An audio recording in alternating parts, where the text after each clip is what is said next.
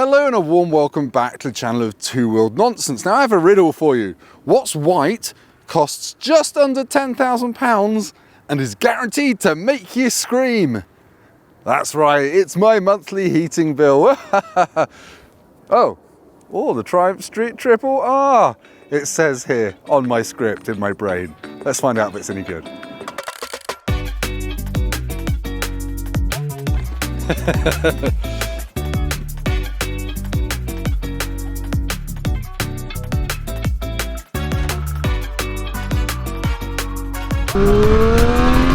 Right now in 2024, Triumph will tell you that their best entry-level bike is the Trident 660, which is more affordable, less powerful, and easier to insure than one of these. But I think that's a load of hairy spuds, because back in 2009, as I've mentioned about 20 million times on the channel, my first bike was a street triple.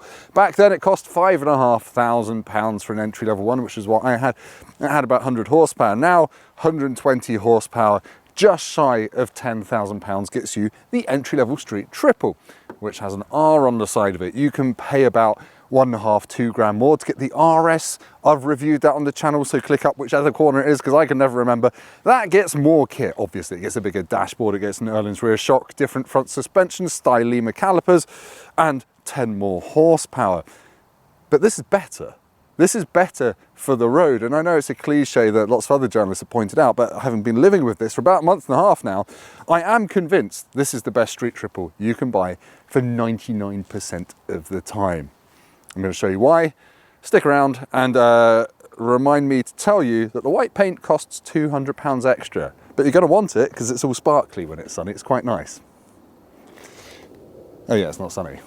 Bollocks.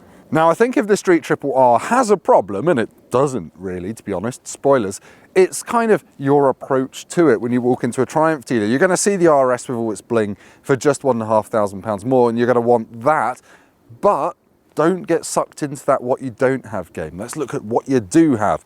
You've got Brembo M4 calipers rather than Stylemas on the RS. These were superbike spec about 10–15 years ago. They're still really good. Loads of feel, and you don't need any more stopping power at all on the road. Like if you took them on a track, they would also still be fine. The tyres are different. They're more road biased. They're Conti road tyres. They warm up quicker than the Supercoursers than you get on the RS. And in crappy days like this, in winter in England, I would much rather be on these, to be honest. The engine is a different state of tune. It's only got 120 horsepower rather than 130. I'm saying only because, as we'll find out in the riding bit, this is still really fast. It's 11,500 RPM, that 120 horsepower. We've got 80 Newton meters of torque as well. And it's still one of the best road engines you can buy. And the reason I say this is a great first bike, and the reason I had one, is because it's such a pussycat. It's got a really flat torque curve, but it's really enjoyable and it's got a top end. So as you grow into your biking career, you can keep the same bike and just rev it out more and scare yourself a bit, but you won't scare yourself lower down in the revs. Weighs 189 kilos wet, which is only 1 kilo heavier than the RS. Belly pan, you don't get that as standard like you do on the RS, but you can get it as an option. Likewise, the seat cowl. You're not actually really missing out on much. As I said, keep your mind open and think about what you are getting instead. Now, the seat height on a bike is quite important, especially if you're looking at it as your first big bike, and this has got quite an approachable seat height. It's 826mm, which is about 32.5 inches of gusset, which is quite low, and it's quite a narrow seat as well, so it's easy to get your feet down. However, you can get a lower seat as an accessory for about £160. That lowers it to about 798mm. Can't remember what that is in inches. Probably less than what I just said. But yeah, one thing you can't do on the R that you can do on the RS is put a suspension lowering link in to drop it down even more. You can do that on the Moto 2, you can do it on the RS. For some reason, you can't do it on the R, which is a bit of a shame. If you're a proper Triumph hedge twitching pervert, you'll have noticed that this is all different compared to the RS. For a start, you don't get the big sexy looking coloured display that you get on the RS and the Moto 2, but that's actually a good thing. I find that display quite hard to see at speed. You can't really work out what your revs are doing. You have to look at it a bit longer to kind of work out all the information. This is way clearer, is what I'm trying to say. And it's got a fuel gauge, and it's got a gear indicator. It's got everything you need. Nothing you don't, but it's a bit more basic. It's nicked from the Trident 660 and the Tiger Sport 660, if you're wondering where you've seen it before. You've got most of your normal riding modes. You've got your road, you've got your sport, you've got wet, which drops it to 100 horsepower. You've also got a rider mode, which you can customize. You don't have the track mode from the RS and the Moto 2 though. Switchgear is a bit cheaper, but again, it's easy to use. This one's got optional heated grips.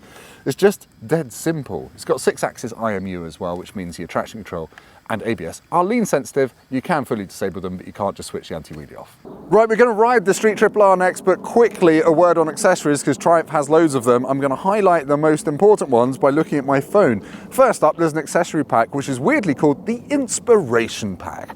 What could be in an Inspiration Pack? Maybe a fancy chrome paisley paint job? No.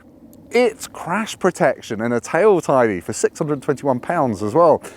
Oh yeah, I'm going to be inspired. I'm going to not crash my bike. Weird. Triumph, change the name of that. Otherwise, you can get a tank bag, a tail pack, the low seat, it's £160, we've mentioned that. Heated grips fitted to this are 230 quid. They're actually very good. They're 3 stages, they integrate into the dashboard, you get a little switch on the left-hand handlebar, and they get really, really sodding hot, proper meat burners. The belly pan, 147 quid, the seat count, 144, if you want to make it look like the RS. Right, that's enough about accessories. Let's ride the bastard. I wish someone would say that to me. Not my accessories or my Inspiration Pack. My Inspiration Pack is private. Right, let's go for a ride on the Street Triple R. I'm going to go and find some drier, slightly less cow feces roads, but I just want to let you hear what it sounds like when you start it up. It starts using a key, new keyless stuff here, which I always like, having an actual key. And then you turn it on and it sounds great. Heated grips on because it's chilly, and I've made the mistake of wearing jeans, a leather jacket and brace gloves when actually it's still winter. But yeah, it just purrs along. It's very easy to pull away on this. That triple engine, it's a cliche that it has all the or some of the grunt of a twin, some of the top end of an inline 4, but it's just very, very easy to ride. Like, you can get to 3rd gear at 20 miles an hour, probably 4th, and when you accelerate it will still pull. Try doing that on a V-twin. A parallel twin might do it, and actually we should probably talk about parallel twins while we're just letting it warm up, because most of the Street Triple's rivals now, parallel twins. Got the new KTM Duke 990, that's as powerful as this now, a little bit more actually, but it's also 3 grand more than this, and got to bear that in mind. And KTM residual values are toilet, so that will come down in price, and you'll be giving them away in your box of Rice Krispies. Give it a year. This, the Triumph, it feels a lot better built than the KTM. The paintwork is nicer. Admittedly, I've not ridden the 990 yet, but the 890s and things go by. It's lovely, but it's a bit plasticky. This, the paintwork, the fit and finish feels good. That's what Triumph is very good at, or one of the many things Triumph is good at. So yeah, and I guess what else have you got in this class really? You've got, well, the Honda Hornets are a bit limper than this, quite a lot cheaper than this. And yeah, the MT-09 is about the same price, has a few more cc than this, and feels a bit more exciting in the engine department. Not that this is lacking at all, thank you runner, but yeah, this feels again like a more premium product, and the handling on this is more assured than on the standard MT-09. But I've not ridden the brand new MT-09 that's just come out. They're riding that today in Spain, I think. I've not been invited. I couldn't have gone anyway. I had a doctor's appointment or something. Sick note from my mum. Anyway, I'm going to stop waffling and get some nicer roads and show you what the Street Triple life is really about in a bit.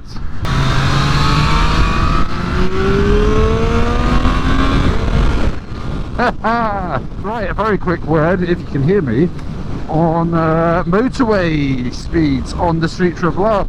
And it's a naked bike. I haven't got a fly screen. I've not got the accessory one that you can actually add on, and that means all the wind is all over me. It's like I've walked into a shower of wind and your mum's watching around the door. But yeah, it's what you expect from a naked bike. Absolutely no protection whatsoever. I quite like that, because sometimes when you put a screen you get buffeting directed at your head, and that gets really noisy and annoying. This is just all over. It's good for your neck, and it means you'll probably keep your speed down a bit. But yeah, it's no worse than any other naked bike. I could do long trips on this. I'm 6'3", and I do actually fit it. The tank cutouts work my legs, which they didn't on the KTM 890. And actually my old street triple, I got rid of that because I felt like a windsock with my legs at motorway speeds. This new one, the design of the tank is much better, it's narrower, so I can tuck my knees in. But anyway, let's get to some country roads and actually have a bit of a light wintry hoonage.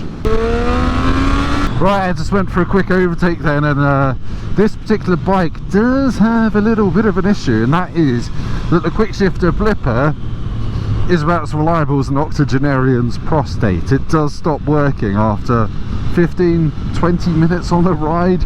I thought it was going to work all day today. Triumph is aware of this, and YouTuber username Kate had this bike a couple months ago. She had the same problem as well, so yeah, I'm having to use the clutch for all my shiftage now, just like my old street triple. It's a proper retro ride review. Now I want to talk about the handling and the general vibe of this bike, the engine, the way it all comes together, because it is deeply lovely. It is such a nice, exciting engine to use, and actually compared to some bigger bikes you can actually use quite a lot of the revs on this without going to prison. But yeah, it's just nice. That's a properly shitty bit of road, but let's go for it. I mean, it is still very fast, do not get me wrong. You got 765cc triple, it's not going to be slow. Oh, this road is very wet. Now I do want to point out, even though this is a rubbish road surface, how quickly these Conti road tyres warm up. I've had Continentals before on my KTM and they warmed up super quickly. These are the same, although sadly this, my favourite twisty road, is covered in puddles, mud and general winter rubbishness, but I'm still having fun. It's not the most flickable bike. It hasn't got quite the same speed of turn, I think, as the RS, but it's marginal. But what it has got is stability. When you get into a corner and lean it over, it feels absolutely bloody delicious. It's like a nice stable cream cake. I wish I could be leaning it over more and showing you, but if I did that I'd probably fall off. The brakes are ridiculously strong. I really love them. You can one finger these all day. That's a horrible phrase, isn't it? You don't need stylemas to have good brakes. Lovely airbox noise. This bike could get you into trouble if you want it to, but as I keep saying, it's so utterly predictable and user-friendly that, I mean, you could jump on this off your CBT and have fun, right? You're going so slowly, I'm just going to go.